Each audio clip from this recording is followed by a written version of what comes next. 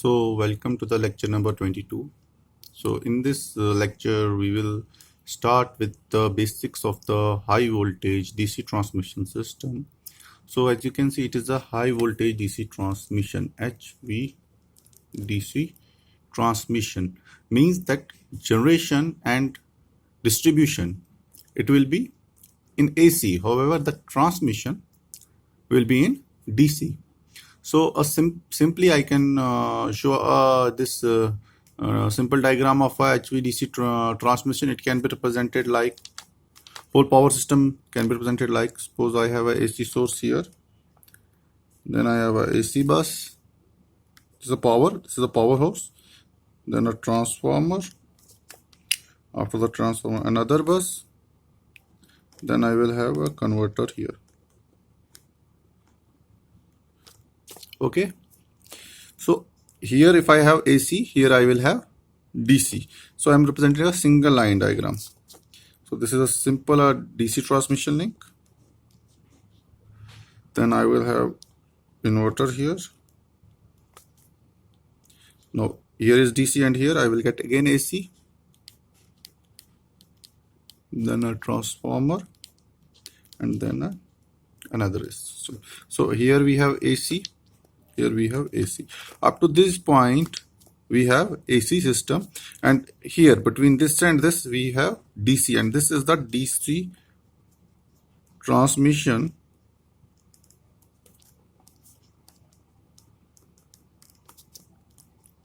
line. We can also call it DC transmission line or DC link in short. So depending upon the different types of the HVDC system, this link, it can be a bipolar, this link. It can be a bipolar HVDC link, it can be a homopolar HVDC link, and it can be a monopolar HVDC link. What are those links? We will study in detail in the coming lectures. So as you can see, if I can easily change the role of these two converters here. Okay, so if I am here, I am keeping, these are the three phase or full wave converter. Okay, 3 leg converters, full wave. So if I am keeping alpha 90 degree, below 90 degree here, what will happen? This will act as rectifier. And if I am keeping alpha greater than 90 degree here, this will act as inverter.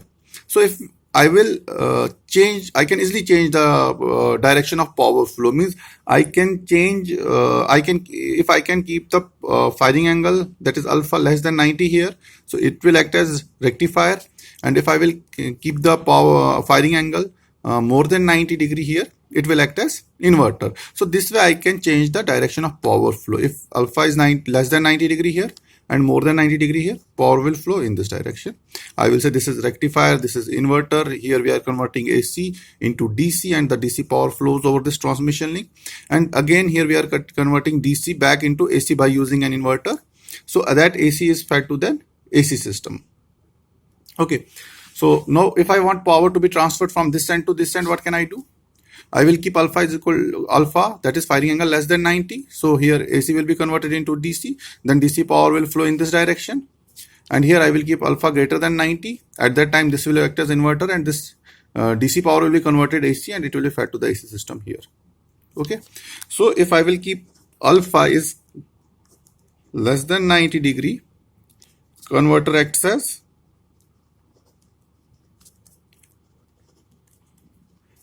rectifier. And if alpha is greater than 90 degree, then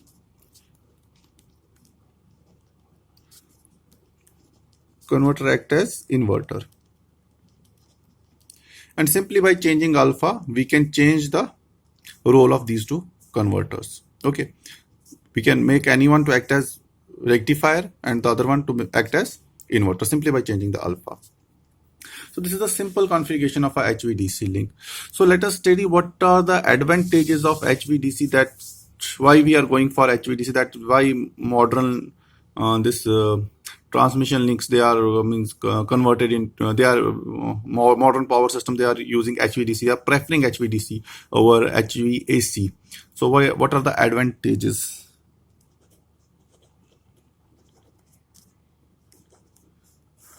Advantages of HVDC. So I will simply tell you 4 or 5 advantages, but there are many more advantages, because you know what are the disadvantages. We discussed in detail the disadvantages of the high voltage AC transmission system. So those disadvantages, they are overcome by using this HVDC system. So we can say the disadvantages that were in HVAC system, they are overcome in HVDC system, and we can say these are the advantages of the HVDC system. What was the main disadvantage of HVDC system, HVAC system? It was the stability. Stability was the problem. So in HVDC, they are more stable compared to HVAC. How are they more stable? I will tell you this, how you determine the stability. We have studied the power system stability, transit stability, rotor angle stability. No, we will discuss it again here. We know this is electrical power.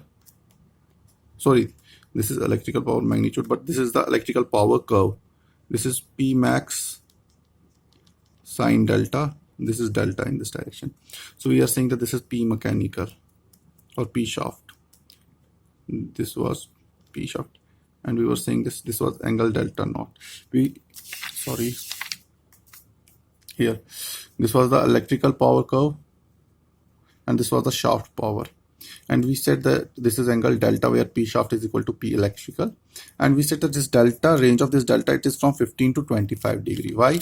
If we increase the delta, okay, if we increase delta, and if some fault occurs in the system, in that case the system may enter into the unstable region. I told you this is unstable region. If the system enters in the unstable region, there is possibility that after removing the disturbance, after removing the fault, the system may not return back to its steady state value, its steady state condition. So we say that delta, that's why we say that delta normally operates between, say, 25 to 35 degree maximum. And you know that electrical power is given by, in AC, electrical power in AC is given by E into V into sine delta divided by X. So you can see if delta is small, if delta is between 25, so this P electrical will be less. Okay, because in what we do in AC, we keep E and V constant, because in AC we operate the system on constant voltage mode of operation. AC, because you know that we have a sending end voltage, we have a receiving end voltage in a case of a transmission system, and we say that a transmission link is operating at 400 kV. So we say that 400 kV is fixed, it will always operate at 400 kV. That is the constant voltage mode of operation. However, in DC we are not operating the system at constant voltage mode, but we are operating the system at constant current mode. Means we are saying that the voltage will change by simply changing the firing angles alpha 1 and alpha 2 or alpha. The voltage we can change the voltage, but the current remains constant. By this means current remains constant, we mean that there are no tappings in the transmission link. Means in this DC link we are not taking any tappings here. Okay, that is why we are saying current will remain constant. However, we can change the alpha here, and we can vary the voltage. Okay, I will come to it. Let me write it here. For P electrical in DC, it is given by VDC into IDC. Here we are saying voltage remains constant. Here we are saying that current remains constant. So we will represent voltage like this arrow. Like this arrow means this symbol shows that voltage can be changed, but current will remain constant. So this is called constant current mode of operation. Constant current mode of operation. Now, as I told you, you can see that this electrical power in AC depends upon delta. Okay, so delta is very small. So what happens to the electrical power? Electric power will be also small. Okay, because this electrical power is directly proportional to sine delta. As delta increases, electrical power increases, and as delta decreases, electrical power decreases. So we are taking the small value of delta, 25 to 35 degree. So obviously electrical power will be small.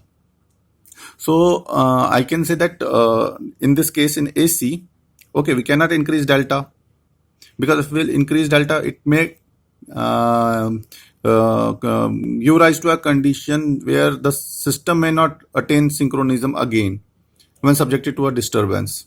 Okay, so that is why we are keeping delta small. So I can say that this electrical system, it can be loaded up to its stability limit. Okay, because stability is directly determined by delta. So I can say that this it can be loaded up to its only stability limit. But in case of a DC, there is no delta, so there is no stability issue. Okay, so we can say that the DC can be loaded up to its thermal limit. Thermal limit means we say that, okay, no, too much current is flowing in the conductor. No, the conductor will get damaged because there will be excessive heating in the conductor because of the current. So we can say that the DC, the system can be loaded up to its thermal limit, whereas in AC system can be loaded up to its stability limit. And this thermal limit is far more higher than the stability limit. So we can say that more power can be transferred through DC and less power can be transferred through AC. AC can be loaded up to its stability limit, whereas DC can be loaded up to its thermal stability limit. Okay, here it will not reach to its thermal stability because in case of AC, the system will not reach to its thermal stability because before thermal stability, this rotor stability, delta stability comes into picture. Okay, so it cannot be loaded up to its thermal limit, but it can be loaded up to its stability limit delta, which is governed by delta. So electrical power is given by VDC, IDC, and can be loaded up to its thermal limit. So I can say that in case of AC, power transfer is limited by delta. Okay, that is steady state stability limit. Also, as the length of the line increases, you say as the length of the line increases, I will increase the line. Let's suppose it is 300 kilometer. Now I have to transfer the power for 600 kilometer. So as the line length increases, reactance will also increase. Okay, if reactance will increase, it will further reduce the electrical power. Okay, however, in case of DC, there is no X. Okay, so we can say that the system can be loaded up to its thermal stability. So because of this delta and this X, the power transfer capacity of the AC system, it reduces. Okay, however, in case of DC, there is no limit on delta, there is no X. Because delta is absent in DC, so we can say line can be loaded up to its thermal limit. So this was the first point. Now the other points I have already mentioned, but I will discuss it here one by one. So the second point is power flow control is possible. Power flow control is possible means I can control the VDC and I can control the power that is flowing through the system by controlling VDC. Okay, by controlling alpha 1 and alpha 2, and also by controlling alpha 1 and alpha 2, I can change the operation of the two converters or two switches. I can it is possible that I can make any converter to act as rectifier and any converter to act as inverter. But obviously one should act as rectifier and the other should act as converter. Okay. So that is power flow control is possible. We can control the direction of power flow and we can control the power flow in the system by controlling the DC simply by changing the firing angle alpha of the switches. Okay. However, in case of DC, AC, it was not possible. Control of power flow. Once you have designed the system, then you cannot change it. No corona losses are less in DC system. We all discussed, I taught you corona. I think I took 3 or 4 lectures for corona okay, and we derived the formula for corona loss where we showed that the corona loss was proportional to F plus 25. Proportionality is a long formula, but if I will talk about frequency, it is proportional to F plus 25 multiplied by certain other terms. So you can say in case of AC, what is F? Suppose I am taking a 50 Hertz system. I am taking a case, over case where our system is operating at 50 Hertz. So what will be this corona loss will be proportional to 50 plus 25, 75. So corona loss is proportional to 75. Okay. So if in case of a DC, what is frequency? Frequency is 0. So power loss will be proportional to 25 only. In case of AC, power loss is proportional to 75. In case of DC, power loss is proportional to 25. So because F is 0 in DC, so where the corona loss is more? Obviously the corona loss is more in AC system and less in DC system. That is why I am writing here corona loss is less compared to AC system. I'm not saying that corona loss is zero. There will be corona loss, and this corona loss, it will not be because of the frequency, but this corona loss, it will be because of the harmonics. Okay, because there are harmonics when you are using switchings now. Switching circuits, you are using these switches now, diodes, rectifier, inverter, converter, any converter you are using, there will be harmonics in the system because you are doing switching, so there will be harmonics in the system, and because of these harmonics, there will be power loss. Okay, no charging current. Okay, no charging current in DC. So we can say that the total current in the system, it is only the active component of current, which is the useful current that is used by the devices. In case of AC, we are writing I total is equal to I active plus J times I reactive. So this we are saying this current I active, it is the useful current, and this is not the useful current because this is a reactive current which is called as the charging current. Okay, so because we say that capacitance is formed between the line and the ground. Okay, because of that capacitor, charging current flows in the system. So because of this charging current, the our total current capacity, it is gets reduced because the active useful current reduces. As the capacitance increasing, charging current increases, so useful current decreases, because a line has certain capacity to carry the current, which is the sum of active component plus reactive component. If reactive component increases, then active component decreases, and we say that the tendency of the conductor or line to carry the useful current, it decreases. However, in case of DC, there is no charging current because there is no capacitance. So the total current that is present, it will be the active component current because IR will be 0. So can we say that if the useful current, total current is only the useful current, means the active component of the current, it increases. So we can say that the line handling capacity, current carrying capacity of the line increases.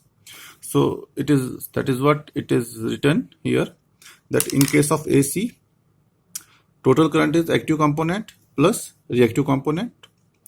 However, in case of DC, there is no reactance. If there is no reactance, so there will be no reactive component.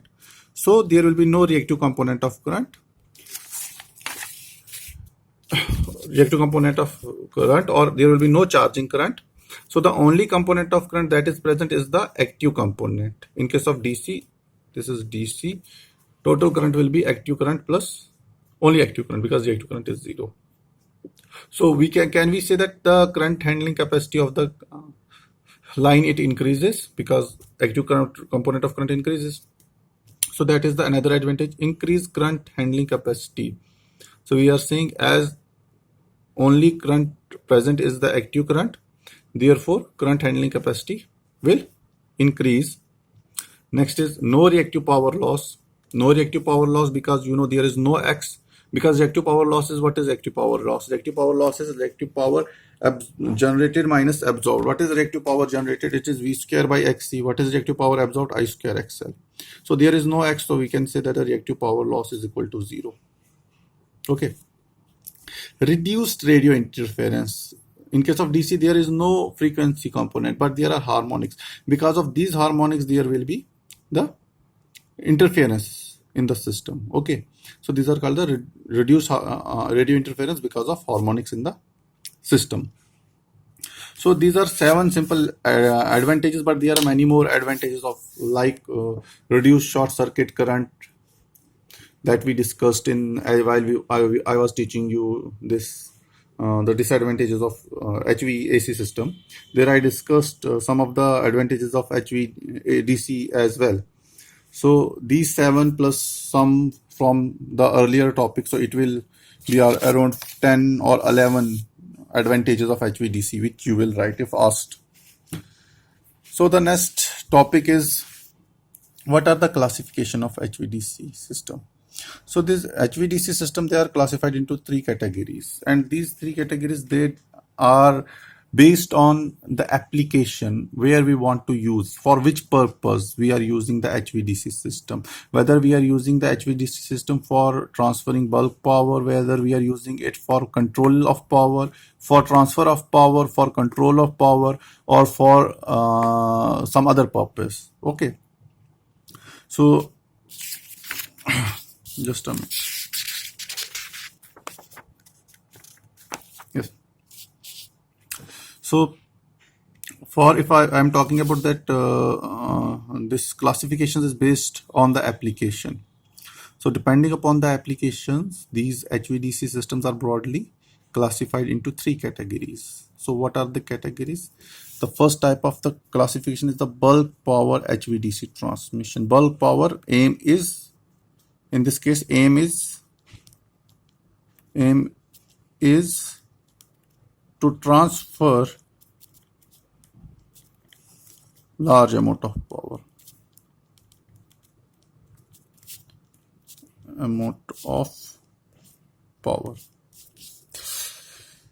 Wait a minute. Aim is to transfer large amount of power. Means here the aim is economy. We want to transfer the bulk amount of power over longer distance. So the aim here is the economy. The second is back-to-back HVDC transmission. Here the aim is to control.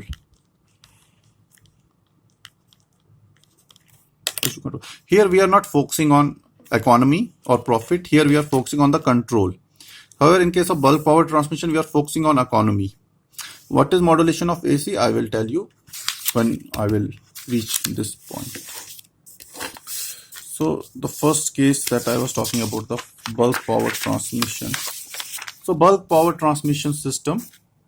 This bulk power transmission system, it is only possible in countries with large geographical area. Means this bulk power transmission system, where we want to transfer bulk amount of power, means power in thousands of megawatt or hundreds of megawatt, 500 megawatt, 1000 megawatt, 1500 megawatt over longer distances. Because if we are transferring bulk power over longer distances using HVDC, then there will be reduced losses in the system. Then I also discussed some of the advantages here. Means more power can be transferred. More power can be transferred. ठीक है ना? System can be loaded up to its thermal limit. So here it is only possible in case of countries with large geographical area. Here the objective is to transfer bulk amount of power over longer distances. Therefore, it is economical. Means here the aim is economy. I have already shown you this diagram. So this is the cost, this is the distance. So this is the AC system, this is the DC curve. You can see initially the initial cost, this is the initial cost of the AC system is less as compared to the DC system. However, as the distance increases, at one point you can see these two curves will touch each other, cross each other, and after this distance the DC cost will be less as compared to the AC cost. Okay, and this distance is called as the break-even distance, and the distance is right now presently with the present technology, this break-even distance is equal to 600 kilometer. Maybe in coming future with the advancement in the semiconductor devices, maybe this will reduce from 600 to 400, but right now it is 600 kilometer. So if we want to transfer power for longer distances, more than 600 kilometer, we will say that we will prefer DC. So in that case, this bulk power transmission system is used, where that's why we are saying only used in countries with large geographical area, and the objective is to transfer bulk power over longer distances. Means the objective is economy. Okay,